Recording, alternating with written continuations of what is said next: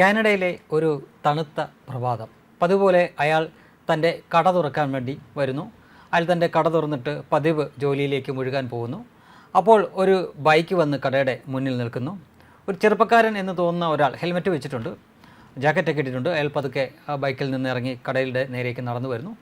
വലിയ ധൃതിയൊന്നും കൂടാതെ അയാൾ ഈയുടെ തൊട്ടടുത്തെത്തുന്നു. അയാളുടെ കൈകളിൽ റൈഡിങ് ഗ്ലൗസ് ഉണ്ട്. അപ്പോൾ അയാൾ എന്തോ പരതുന്നുണ്ടായിരുന്നു പോക്കറ്റിൽ. അപ്പോൾ ഈ കടക്കാരൻ വിചാരിച്ചു, കട ഉടമസ്ഥൻ വിചാരിച്ചു അദ്ദേഹത്തിൻ്റെ കട എന്നത് ഈ മണി എക്സ്ചേഞ്ച് നടത്തുന്ന പരിപാടി, ഫോറിൻ മണി എക്സ്ചേഞ്ച് നടത്തുന്നതാണ്. അപ്പം അതിനുള്ള രേഖകളോ മറ്റോ തിരയുമായിരിക്കും എന്നാണ് കരുതിയത്. പക്ഷേ അദ്ദേഹത്തിൻ്റെ ഗ്ലൗസിൽ കയ്യിൽ ഒരു ചെറിയ കുപ്പി, ഒരു ബോട്ടിൽ പ്രത്യക്ഷപ്പെടുന്നു. ആ ബോട്ടിൽ വെച്ച് ഇയാൾ ഈ കടയുടമസ്ഥൻ്റെ നേരെ അതിലെ ദ്രാവകം സ്പ്രേ ചെയ്യുന്നു, ശരീരമാസകലം. പെട്ടെന്ന് അവിടെ ആ മുറിയിൽ നിറയെ പെട്രോളിൻ്റെ രൂക്ഷ ഗന്ധം പരക്കുകയാണ്. മറുകൈ കൊണ്ട് അദ്ദേഹം ഒരു ലൈറ്റർ കത്തിച്ച് ഇയാളുടെ നേരെ ഇടുന്നു. അയാൾ പച്ചയ്ക്ക് നിന്നങ്ങ് കത്തുകയാണ്.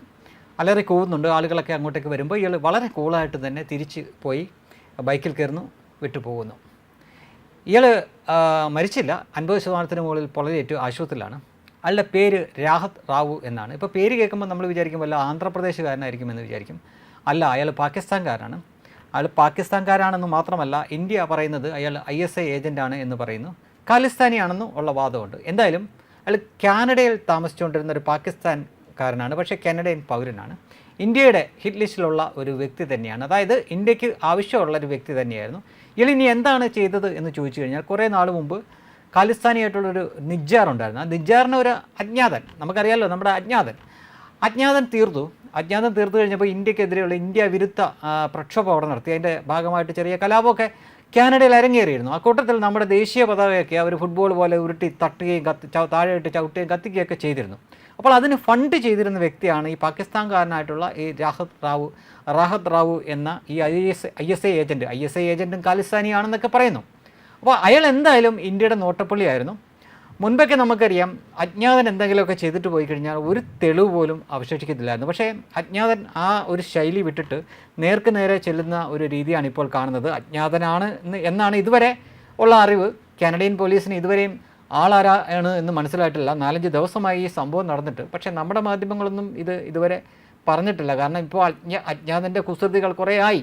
അതിനെ തന്നെ ആ വാർത്തയ്ക്ക് ഒരു എരിവും പുളവും ഇല്ലാത്തത് കൊണ്ടായിരിക്കാം അവരൊരു പക്ഷേ ഇത് വാർത്തയാക്കാത്തത്. എന്തായാലും ഇന്ത്യയെ സംബന്ധിച്ചിടത്തോളം ഇന്ത്യക്ക് തലവേദന ഉണ്ടായിക്കൊണ്ടിരുന്ന, അല്ലെങ്കിൽ ഇന്ത്യയുടെ നോട്ടപ്പള്ളിയായിരുന്ന ഒരു വ്യക്തിയാണ് കൊല്ലപ്പെട്ടു എന്ന് പറയാറായിട്ടില്ല. ഏതാണ്ട് ചത്തതിനൊക്കുമേ ജീവിച്ചിരിക്കൽ എന്ന രീതിയിലായിരിക്കും ഇനി ഒരു പക്ഷേ അദ്ദേഹത്തിൻ്റെ തുടർന്നുള്ള ജീവിതം. 50% മുകളിൽ പൊള്ളലേറ്റ ഒരാൾ ഏത് രീതിയിൽ തിരിച്ചു വരും എന്ന് നമുക്ക് ഊഹിക്കാവുന്നുള്ളൂ. എന്തായാലും ഇന്ത്യയുടെ ഹിറ്റ് ലിസ്റ്റിലുള്ള ആളായിരുന്നു. നിജ്ജാറിനെ അവിടെ അജ്ഞാതൻ തീർത്തു കഴിഞ്ഞപ്പോൾ ഇന്ത്യക്കെതിരെയുള്ള ആ പ്രക്ഷോഭത്തിൽ ഇയാളായിരുന്നു ഫണ്ട് ചെയ്തിരുന്നത്. വലിയ തോതിൽ ആ സമയത്ത് അവിടെ കുറച്ച് കലാപങ്ങളും മറ്റുമൊക്കെ ഉണ്ടാക്കിയിരുന്നു. മാത്രമല്ല, ഇന്ത്യക്കെതിരെയുള്ള നിരന്തരം വീഡിയോകളും മറ്റുമൊക്കെ ഈ സംഭവം നടക്കുന്നതിന് കുറച്ചു ദിവസം മുമ്പ് പോലും അദ്ദേഹം വീഡിയോ ചെയ്തിരുന്നു. അതിനുശേഷമാണ് ഇപ്പോൾ രാവിലെ അദ്ദേഹത്തിന് ഈ ദാരുണമായിട്ടുള്ള ഒരു സംഗതി ഏറ്റിരിക്കുന്നത്. എന്തായാലും നമ്മുടെ സർക്കാരുകളോ അല്ലെങ്കിൽ ഔദ്യോഗിക സംവിധാനങ്ങളോ ഒന്നും ഇത് നമ്മളാണ് ചെയ്തതെന്ന് പറയാനും പോകുന്നില്ല. നമ്മളല്ലല്ലോ ചെയ്തത്, ഏതോ അജ്ഞാതനാണ് ചെയ്തത്. അപ്പോൾ അജ്ഞാതൻ ഒരു നീണ്ട ഇളവേളയ്ക്ക് ശേഷം കുറേ നാളായിട്ട്, അതായത് ഇലക്ഷന് മുമ്പ് വെച്ച് തൽക്കാലത്തേക്ക് അദ്ദേഹത്തിൻ്റെ പണിയൊന്ന് കുറച്ച് സ്റ്റോപ്പ് ചെയ്തിരുന്നു. ഇലക്ഷൻ്റെ സമയം വർക്കായതുകൊണ്ടാവാം. പക്ഷേ ആ ഒരു ഇടവേളയ്ക്ക് ശേഷം വീണ്ടും അജ്ഞാതൻ രംഗത്തിറങ്ങിയിരിക്കുകയാണ്. നേരത്തെ പോലെ യാതൊരു തെളിവും ഇല്ലാതെ പോകുന്നൊരു പരിപാടിയല്ല. നേർക്ക് നേർ വന്നിട്ട് മുഖമൊന്നും കാണാൻ പറ്റില്ല, ഹെൽമെറ്റ് വെച്ചിട്ടുണ്ട്. എങ്കിലും തൊട്ടടുത്ത് എത്തിയിട്ടാണ് ക്ലിനിക്കലായിട്ട് പണിയും കൊടുത്തിട്ട് പോയത് എന്നുള്ള വാർത്തയാണ് വരുന്നത്. നിങ്ങൾക്ക് ഇവിടുത്തെ മാധ്യമങ്ങളൊക്കെ നോക്കിക്കഴിഞ്ഞാൽ ഈ വാർത്ത കാണാൻ പറ്റില്ല. ഗൂഗിളിൽ അടിച്ചു നോക്കിയാൽ അറിയാൻ പറ്റും. അവിടെ ഗൂഗിളിൽ അടിച്ചു നോക്കിയിട്ട് ISI ഏജൻറ്റ് രാഹത് റാവത്ത് അറ്റാക്കഡ് എന്നൊക്കെ പറഞ്ഞ് അടിച്ചു കൊടുക്കാമെങ്കിൽ ചിത്രങ്ങൾ സഹിതം വരും.